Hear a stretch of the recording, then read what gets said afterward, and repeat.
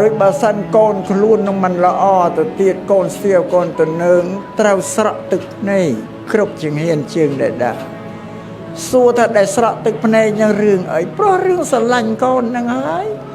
ទូលមានអប់រំកូនមិនបានភ័យក្រែងកូននឹងប្រព្រឹត្តអីប្រដាទៅមានទុកមានទុំណាហើយវាមានសេចក្តីខ្សឹកខ្សួលស្រឡាញ់សំណោះកូនទឹកភ្នែកហើយអានេះស្រឡាញ់រហូតដល់ថាតើនឹកឃើញពីកូនទឹកភ្នែកស្រក់ភ្លាមឆ្អែតភ្លាមបរិភោគអាហារក៏មិនបានសម្រានក៏មិនលក់អានោះមកពីសេចក្តីស្រឡាញ់ប៉ុន្តែមានកូនឯណាដឹងណាកូនអត់ដឹងមេត្តានឹងបល័យប្រែជាខ្មែរតែសេចក្តីស្រឡាញ់រាប់អានរបស់មានដាមេដាមកលើកូនប្រុសកូនស្រីស្រឡាញ់រកទីប្រមាណមិនបានទេទាំងហំថាស្រឡាញ់របស់គាត់នឹងផែប៉ាន់ផែនដីក៏មិនបានថាការស្រឡាញ់របស់គាត់មានចម្ងាយ 3-400 គីឡូក៏វាមិនបានធៀបអត់ត្រូវតែលោកមានការឧបមា5ថាសេចក្តីស្រឡាញ់របស់មេត្តាបិតាមកលើកូននឹងក្រៃលែងហើយលោកបញ្ជាក់5ថានៅលើផែនដីក្រោមមេឃនេះឥតមានបុគ្គលណាឥតមានទេវតាណាដែលស្រឡាញ់យើងជាកូនស្មើលោកឪពុកនេះម្ដាយមិនមានទេប្រពន្ធលោកប្រាប់នៅលើដីណាមានតែលោកឪពុកនេះម្ដាយដែលស្រឡាញ់យើងនឹងរកទីប្រមាណមិនបាននឹងលោកធៀបឧបមាថាដូចជាបបោមាត់ឲ្យនឹងថ្មិញទុកដូចជាកូនបបោមាត់ទុកដូចជាលោកពុកនេះម្ដាយឃើញទេបបោមាត់បិទបាំងថ្មិញអត់ឲ្យគេឃើញទេការពារថ្មិញហ្នឹងអ្នកណាធ្វើអីមកប៉ះបបោមាត់នឹងមិនចេះនឹងវាចិត្តស្និទ្ធអរសាហើយវាស្និទ្ធនៅគ្នាយើងមើលបបោមាត់វិញដែលក្រៀកពីគ្នាទេ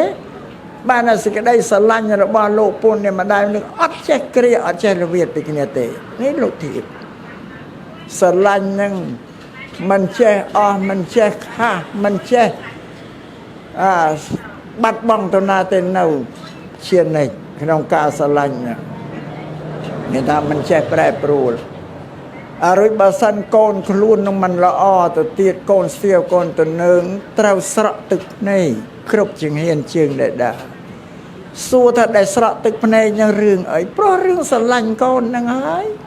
ទូលមានអប់រំកូនមិនបានភ័យក្រែងកូននឹងប្រព្រឹត្តអីប្រដាទៅមានទុកមានទុំណាហើយវាមានសេចក្តីខ្សឹកខ្សួលស្រឡាញ់សំណោះកូនទឹកភ្នែកហើយអានេះស្រឡាញ់រហូតដល់ថាតើនឹកឃើញពីកូនទឹកភ្នែកស្រក់ភ្លាមឆ្អែតភ្លាមបរិភោគអាហារក៏មិនបានសម្រានក៏មិនលក់អានោះមកពីសេចក្តីស្រឡាញ់ប៉ុន្តែមានកូនឯណាដឹងណាកូនអត់ដឹងទេអានេះនិយាយពីស្រឡាញ់របស់គាត់អត់ដែលប្រាប់តែយើងជាកូនក៏មិនដែលដឹងគាត់ស្រឡាញ់ប៉ុណ្ណាតែព្រះសម្មាសម្ពុទ្ធលោកប្រាប់ចឹងហើយយើងសប្តាហ៍ថ្ងៃមនុស្សលោកីបច្ចុប្បន្ននេះ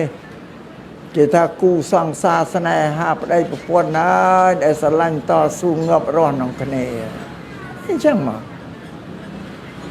បានគេសម្រេចតែគេរៀបអាពាហ៍ពិពាហ៍ជាមួយគ្នាទៅជាគ្រួសារមកពីតាំងចិត្តតែស្រឡាញ់គ្នាណារៀបចំផ្សំផ្គុំទៅថាតស៊ូងាប់រស់គ្នាប៉ុន្តែអាត្មាតាមទស្សនៈរបស់អាត្មាឃើញសង្គមរបស់មនុស្សអាត្មាថាគូស្វាមីភរិយាស្រឡាញ់គ្នានេះគ្មានស្ថិរភាពអាត្មាមិនទាន់ឲ្យតម្លៃទេអត់ទាន់ឲ្យតម្លៃទេសុថាបាអាត្មាមិនឲ្យតម្លៃអាត្មាថាម៉េច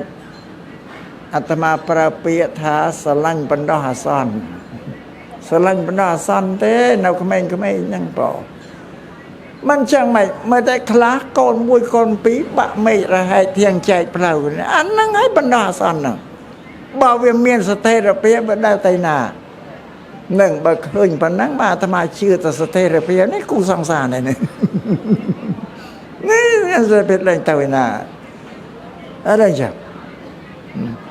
អានឹងបើកូនលោកពុំដែរណាលោកគ្រូធ្វើគំរូឲ្យមើលឲ្យស្រឡាញ់គ្នារសាគ្នាឲ្យបានចឹងដែរស្រាប់បានទេឯណាកូនហ្នឹងឯណាកូនលោកម៉ែលោកឪហ្នឹងហ្នឹងហើយធ្វើតាមលោកគ្រូណាបានទេ ធ្វើតាមលោកគ្រូថែរក្សាគ្នាឲ្យបាននេះមានស្ថិរភាពអត់អត់ចេះបាត់បង់ទេអានឹងប្រយ័ត្នយើងក្មេងនៅមិនទាន់ទីចឹងទេ